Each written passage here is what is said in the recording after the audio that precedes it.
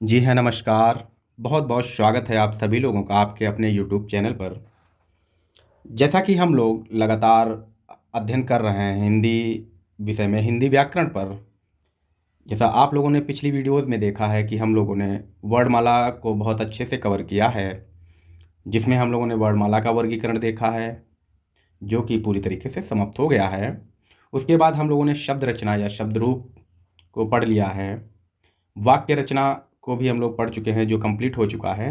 और जिन भाइयों ने अगर नहीं देखा है तो वो वीडियोज़ पर जाकर आप देख सकते हैं, बहुत अच्छे से उनको पढ़ाया गया है। और संज्ञा हम लोग देख चुके हैं। जो आज का हमारा जो टॉपिक है, जो प्रकरण होने वाला है, वो सर्वनाम है। मैं बता दूं आप लोगों को कि सर्वनाम जो है वो बहुत ही महत्वपूर्ण प्रकरण है, बहुत ही अच्छा टॉपिक है, जो परीक्षा की दृष्टि से भी बहुत मायने रखता है। यहाँ से अच्छे प्रश्न बन जाते हैं, कभी कभार बहुत अच्छे प्रश्न बनते हैं।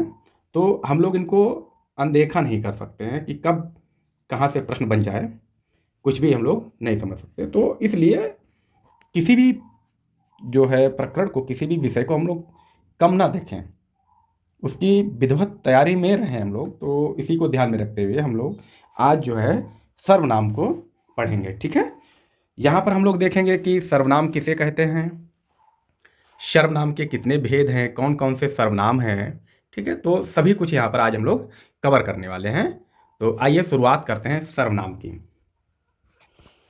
तो हम लोग जानते हैं कि सर्वनाम किसे कहते हैं, कि जो आमतौर से परिभाषा होती है कि जो शब्द संज्ञा के स्थान पर प्रयुक्त किए जाते हैं उन्हें हम सर्वनाम कहते हैं। ठीक है, बिल्कुल सही बात है कि जो शब्द संज्ञा के स्थान पर प्रयुक्त किए जाते हैं उन्हें हम सर्वनाम कहते हैं।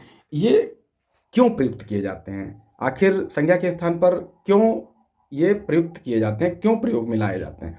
तो इसका एक जो महत्वपूर्ण है इसका, कि जो संज्ञा शब्द होते हैं उनके दोहराव से बचने के लिए जो है सर्वनाम शब्दों का प्रयोग किया जाता है। संज्ञा शब्दों के दोहराव से बचने के लिए जो है सर्वनाम शब्दों का प्रयोग किया जाता है। तो दोहराव किस प्रकार से होता है, तो वो हम लोग यहाँ पर देखते हैं। जैसे हम लोग एक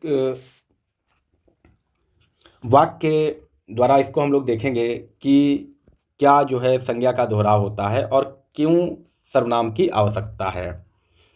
जैसे हम लोग कहते हैं कि कोई वाक्य ले लेते हैं, राघव स्कूल से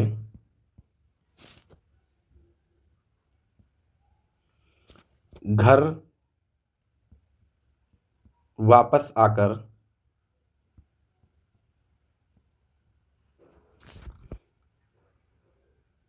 राघव बाजार जाएगा। अब यहाँ पर देखिए राघव जो है वो दो बार यूज हुआ है।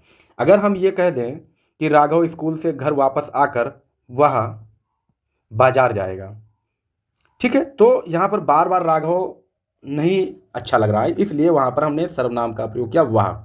इसके अलावा एक और सेंटेंस हम लोग देखते हैं, एक और वाक्य देखते हैं। अब यहाँ पर ये देख लेते हैं हम लोग कि दूसरा जो हमारा वाक्य है, कह रहा है राम ने मेहनत की और राम सफल हो गया। क्या राम और राम दो बार यूज़ करना अच्छा लग रहा है? नहीं।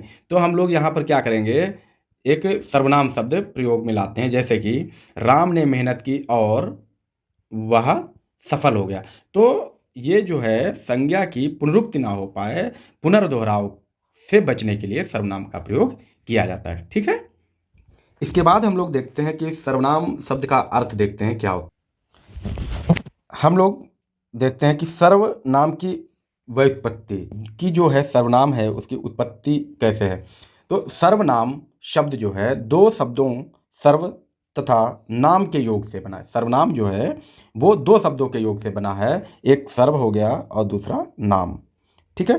सर्व का अर्थ होता है सबका, सर्व का मतलब सबका, तथा नाम का अर्थ होता है नाम। यानी कि हम कह सकते हैं कि जो सबका नाम वही सर्वनाम है। यानी कि जो नाम सबके लिए प्रयोग में लाया जाए उसी को हम सर्वनाम कहते हैं। जैसे हम राम के लिए वह यूज़ कर दें, कोई दिक्कत नहीं है, श्याम के लिए भी वह यूज़ कर सकते हैं, ठीक है।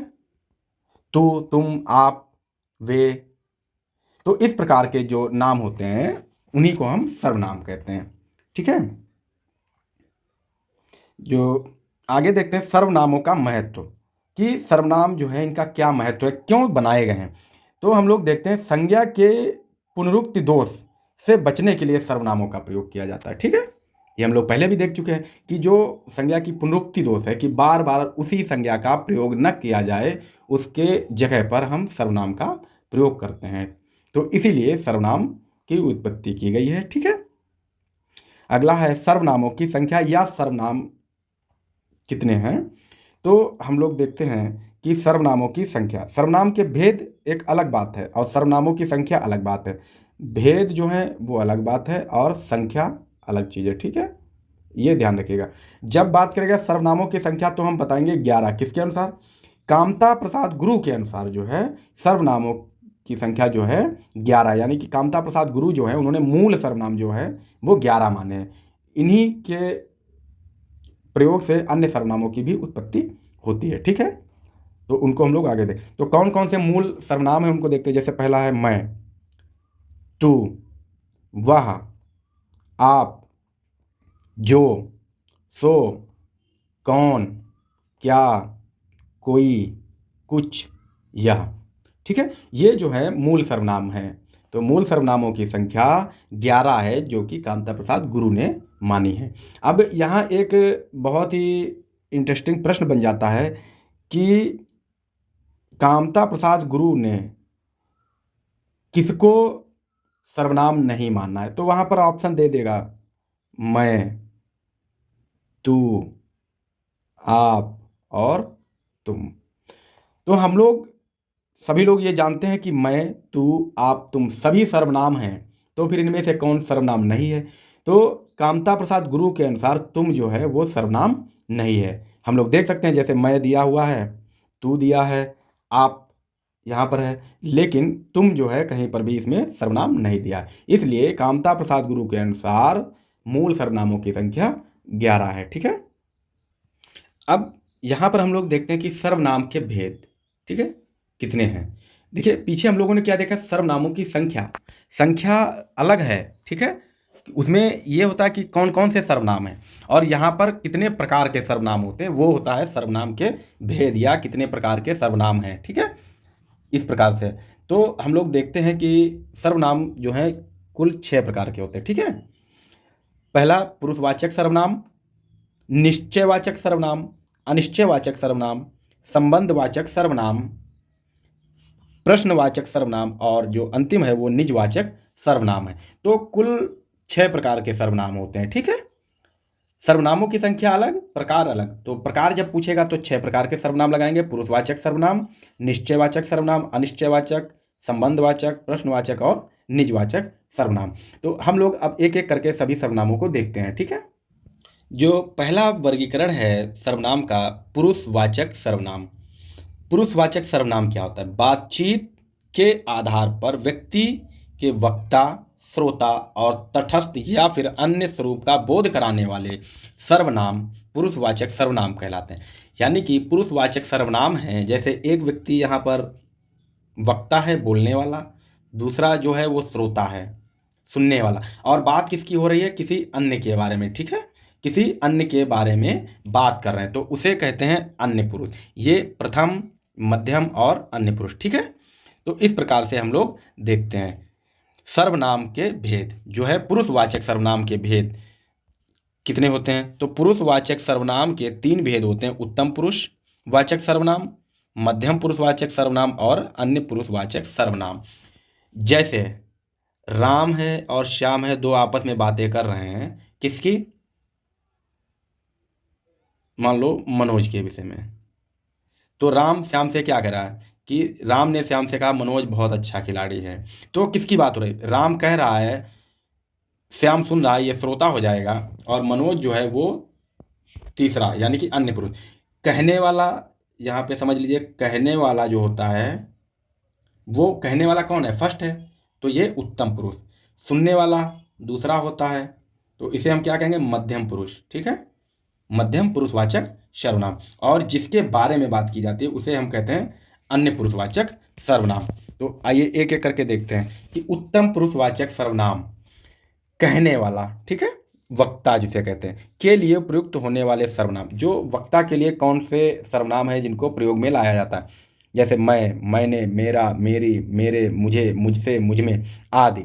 ठीक है, ये जो है वक्ता के लिए प्रयोग किए जाते हैं। अब आप ये कह रहे होंगे कि सोच रहे होंगे कि इतने सर्वनाम तो उसमें दिए नहीं, तो ये सभी मैं से बनने वाले सर्वनाम है। ठीक है, और दूसरे जो है हम, हमें, हमसे, ठीक है, हमें, हमने, हमारा, हमारे आदि, ये क्या है, ये भी जो है उत्तम पुरुषवाचक सर्वनाम। अब मैं से बनने वाले ये सर्वनाम और हमसे ये बनने वाले सर्वनाम हैं। ठीक है, तो हम ये कह सकते हैं कि हम उत्तम हैं। ठीक है, हम उत्तम हैं, इसका तात्पर्य ये है कि हा से शुरू होने वाले सर्वनाम उत्तम पुरुषवाचक सर्वनाम होते हैं और माँ से शुरू होने वाले सर्वनाम उत्तम पुरुषवाचक सर्वनाम होते हैं। जैसे ये देख लीजिए, आप माँ से शुरू हो रहे हैं, सभी उत्तम पुरुषवाचक सर्वनाम हैं, और यहाँ हा से शुरू हो रहे हैं, ये सभी पुरुषवाचक सर्वनाम है। कौन से? उत्तम पुरुषवाचक सर्वनाम। ठीक है, अगला जो नोट है इसको बहुत ध्यान रखिएगा। जिन सर्वनामों के अंत में क्या आता है, रा आ जाए, री या रे, ठीक है, तथा का, की, के आते हैं, वे सर्वनाम पुरुषवाचक और संबंधवाचक सर्वनाम होते हैं। जैसे हमने क्या कहा, हमारा। ठीक है, क्या हो गया, ये सर्वनाम जो है उत्तम पुरुषवाचक सर्वनाम भी होगा और इसके साथ साथ ये संबंधवाचक सर्वनाम भी होगा। ठीक है, पुरुषवाचक सर्वनाम और उसके अलावा संबंधवाचक सर्वनाम भी होता है। जैसे हमने क्या कह दिया, हमको। ठीक है, संबंधवाचक, पुरुषवाचक और संबंधवाचक। अब समस्या क्या उत्पन्न होगी कि यदि दोनों दिए होंगे तो कौन सा हम ऑप्शन लगाएंगे परीक्षा में? जब भी पुरुषवाचक और संबंधवाचक सर्वनाम दोनों विकल्प होने पर संबंधवाचक विकल्प चुनना होगा। कि ये बहुत महत्वपूर्ण बिंदु है कि जब पुरुषवाचक और संबंधवाचक दोनों विकल्प दिए होंगे तो हमको संबंधवाचक चुनना होगा। ठीक है, तीसरा पॉइंट जो है याद करने वाला है, जिन सर्वनाम शब्दों के अंत में, यहाँ के है, शब्दों के अंत में रा, री, रे आता है, उनके साथ किसी भी कारक चिन्ह का प्रयोग नहीं होता है। कारक क्या होते हैं ये आप सभी लोग जानते हैं, कारक चिन्ह। जैसे हमने कहा, हमारे को घर जाना है, जाना है, तो यहाँ पे रे आ गया है। अब ये कारक चिन्ह है को, तो ये इसके साथ प्रयुक्त नहीं होगा, ये गलत होगा। यहां पर क्या हो जाएगा, हमको घर जाना है। ठीक है, तो हमको घर जाना है, ना कि हमारे को घर जाना है। इस प्रकार से ये वाक्य अशुद्ध हो जाएगा। ठीक है, ये शुद्धि, वाक्य शुद्धि में बहुत अच्छे से पूछे जाते हैं। हम उदाहरण भी देख लेते हैं। जैसे हमारे को जाना है, अशुद्ध वाक्य है, क्या कहेंगे, हमको जाना है। फिर मेरे से काम नहीं होगा, मेरे से, अब ये क्या है, ये शब्द जो है कारक चिन्ह है, इसका प्रयोग इसमें गलत है। मेरे से नहीं, मुझसे काम नहीं होगा, ये सही होगा। क्लियर है? ठीक, पुरुषवाचक सर्वनाम में जो अगला वर्गीकरण है, मध्यम पुरुषवाचक सर्वनाम। मध्यम पुरुषवाचक सर्वनाम वह होता है सुनने वाला, जो श्रोता होता है उसे मध्यम पुरुषवाचक सर्वनाम कहते हैं। ठीक है, श्रोता के लिए प्रयुक्त होता है। जैसे तू, तुम, आप, ये जो सर्वनाम है ये श्रोता के लिए प्रयोग में लाए जाते हैं। ठीक है, जैसे क्या कहा, आप मेरी बात सुने, तो किससे कह रहे हैं, श्रोता से कह रहे हैं। ठीक है, आपको पढ़ना चाहिए, किससे कह रहा हूं मैं, आपसे कह रहा हूं। ठीक है, आपको अपनी तैयारी बहुत अच्छी करनी चाहिए। ठीक है, इस प्रकार से तो जो सुनने वाला है उसके लिए प्रयुक्त होने वाले सर्वनाम जो हैं वो मध्यम पुरुषवाचक सर्वनाम कहलाते हैं। अगला जो वर्गीकरण है, अन्य पुरुषवाचक सर्वनाम। अन्य पुरुषवाचक सर्वनाम किसी अन्य के लिए प्रयुक्त होने वाले शब्द अन्य पुरुषवाचक सर्वनाम कहलाते हैं। जैसे वह, वे, वो, ये। ठीक है, जब कोई एक व्यक्ति कह रहा है, दूसरे से कह रहा है और तीसरे के बारे में कह रहा है, तो जिसके बारे में कह रहा है उसके लिए ये प्रयुक्त आते हैं। ठीक है, जैसे हम आपसे कहें कि सचिन बहुत अच्छा प्लेयर है। ठीक है, तो इस प्रकार से कि वह बहुत अच्छा प्लेयर है, आपसे मैं कह रहा हूं किसी अन्य के बारे में। तो इस प्रकार से उन वह जो है वह क्या है, अन्य के लिए, वे, वो, ये, ठीक है, ये सभी अन्य पुरुषवाचक सर्वनाम होते हैं। इसी क्रम में जो सर्वनाम के भेद हैं उनमें दूसरा जो वर्गीकरण है निश्चयवाचक सर्वनाम। निश्चयवाचक सर्वनाम क्या होते हैं? जिन शब्दों से किसी संज्ञा की निकटता या दूरी का बोध होता है उन सर्वनाम शब्दों को निश्चयवाचक सर्वनाम कहते हैं। कि जो शब्द होते हैं जिनसे किसी वस्तु के जो दूर है या पास है उसके बारे में जानकारी प्राप्त हो जाए, उन्हीं को हम निश्चयवाचक सर्वनाम कहते हैं। जैसे हमने कहा यह हमारी कलम है, तो यह, इससे ये संकेत हो रहा है कि यह यानी कि कहीं पास की जो कलम है वो मेरी है, और वह कार मेरी यानी कि दूर के संदर्भ में वह का प्रयोग होता है। ठीक है, तो दूरी की जब बात होगी और स्पष्ट कर रहे हैं तो निश्चयवाचक होगा, जब भी स्पष्ट हो जाए। ठीक है, इसी प्रकार से जो तीसरा हमारा भेद है अनिश्चयवाचक सर्वनाम है। ठीक है, सर्वनामों का वर्गीकरण का तीसरा भेद जो है अनिश्चयवाचक सर्वनाम है। क्या कहते हैं यहाँ पर? जिन सर्वनाम शब्दों से किसी निश्चित वस्तु का बोध ना हो उन शब्दों को अनिश्चयवाचक सर्वनाम कहते हैं। यानी कि ऐसे शब्द जिनसे किसी वस्तु के बारे में निश्चित जानकारी ना मिले उन्हीं को हम जो है क्या कहेंगे, अनिश्चयवाचक। कोई आया है, कोई तो आया है परंतु यह पता नहीं चल पा रहा है कि कौन आया, तो यहाँ पर क्या है, अनिश्चय है। ठीक है, निश्चित नहीं हो पा रहा है कौन आया है।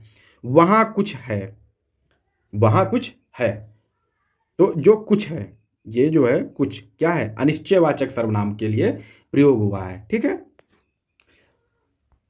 अगला जो वर्गीकरण है, जो विभाजन है, जो भेद है संबंधवाचक सर्वनाम। संबंधवाचक सर्वनाम, संबंधवाचक सर्वनाम से तात्पर्य ये होता है कि जिन शब्दों के बारे में एक शब्द से दूसरे शब्द के बीच संबंध स्थापित हो जाए उन्हीं को हम संबंधवाचक सर्वनाम कहते हैं। जैसे हम लोग देखते हैं, जिन सर्वनाम शब्दों से दूसरे सर्वनाम से संबंध स्थापित होता है उसे संबंधवाचक सर्वनाम कहते हैं। जैसे एक सर्वनाम यह है कि वह कौन है। ठीक है, वह कौन है, तो सो रहा है, वह कौन है, सो रहा है। दो वाक्य हैं, दो सर्वनाम हैं। ठीक है, तो इसको कौन जोड़ रहा है, जो, वह कौन है जो सो रहा है। ठीक है, तो संबंधवाचक सर्वनाम क्या है, जो यहाँ पर संबंधवाचक सर्वनाम है जिसके कारण ये जुड़ रहा है। अगला देखते हैं, जो मेहनत करेगा, यानी कि जो मेहनत करेगा वो सफल होगा, तो वो सफल होगा, कौन सफल होगा, जो मेहनत करेगा। ठीक है, जैसा करोगे वैसा भरोगे, जैसा करोगे वैसा भरोगे। ठीक है, तो ये क्या है, संबंधवाचक सर्वनाम है। ठीक है, ओके। आशा करता हूँ कि वीडियो आप लोगों को बहुत अच्छा लग रहा होगा, समझ में अच्छे से आ रहा होगा। अगला जो भेद है सर्वनाम का वो प्रश्नवाचक सर्वनाम है। अगला जो भेद है प्रश्नवाचक सर्वनाम है, जिन सर्वनाम शब्दों से प्रश्न का बोध हो। ठीक है, जिन सर्वनाम शब्दों से प्रश्न का बोध हो जाए वही जो है प्रश्नवाचक सर्वनाम होता है। जैसे यहाँ पर कहा पढ़ रहा है, कौन पढ़ रहा है। ठीक है, तो ये जो कौन है ये क्या है, यही प्रश्नवाचक सर्वनाम है। ये प्रश्न पूछ रहा है कौन है। ठीक है, कौन है। ठीक है, अगला क्या तुम सफल होना चाहते हो, इसमें कौन सा है, क्या, प्रश्नवाचक सर्वनाम कौन सा है, क्या, पूछ रहा है क्या तुम सफल होना चाहते हो। ठीक है, वह कौन है, तो यहां पर कौन सा होगा, कौन जो है यहां पर भी प्रश्नवाचक सर्वनाम होगा। क्लियर। अगला भेद है जो अंतिम भेद है सर्वनाम का, निजवाचक सर्वनाम। क्या, निजवाचक सर्वनाम। जो सर्वनाम शब्द स्वयं के लिए प्रयुक्त हो वहां निजवाचक सर्वनाम होता है। ठीक है, जो शब्द स्वतः के लिए प्रयोग में लाए जाते हैं उन्हीं को हम क्या कहेंगे, निजवाचक सर्वनाम कहते हैं। ठीक है, कैसे समझ में आएगा, यह कार्य उसने अपने आप किया। कैसे किया, अपने आप, आप ही आप, मतलब अपने आप स्वतः से कार्य किया। तो यहाँ पे जो आप है, वैसे तो आप, वैसे आप किसके लिए प्रयुक्त होता है, मध्यम पुरुष के लिए, परंतु यहाँ पर किसके लिए प्रयुक्त हुआ है, स्वयं के लिए। ठीक है, जहाँ पर शब्द स्वयं के लिए प्रयुक्त हो जाए वहाँ पर क्या होगा, निजवाचक सर्वनाम होगा। जैसे क्या करा, आप भला तो जग भला। आप भला से तात्पर्य कौन, सेकंड पर्सन नहीं, यहाँ पर मध्यम पुरुष नहीं, किसके बारे में हो रही, उत्तम पुरुष के बारे में बात हो रही। यानी कि स्वतः के लिए ये आपका प्रयोग हुआ है। स्वतः शब्द जो है, ये जो आप जो है स्वतः शब्द अपने लिए प्रयोग में लाया गया है, इसलिए यहाँ पर निजवाचक सर्वनाम है। ठीक है, इसी के साथ जो है हमारा सर्वनाम जो प्रकरण है, जो चैप्टर है, वो समाप्त हो गया है। ठीक है? अगर वीडियो आप लोगों को अच्छा लगा है तो प्लीज़ वीडियो को लाइक करें। कहीं पर भी गलती हो तो उसके लिए क्षमा प्रार्थी हूँ, और आप लोगों से विनती है कि अगर कहीं पर भूलवश गलती हो जाए तो प्लीज़ कमेंट करके आप बताने का कष्ट करें। आपका आभारी रहूँगा, और वीडियो को शेयर करें अच्छा लगा हो तो, और चैनल को सब्सक्राइब कर लें ताकि आने वाली नई वीडियोस आप लोगों को मिलती रहें। बहुत बहुत धन्यवाद आप लोगों का वीडियो देखने के लिए। जय हिंद, जय भारत।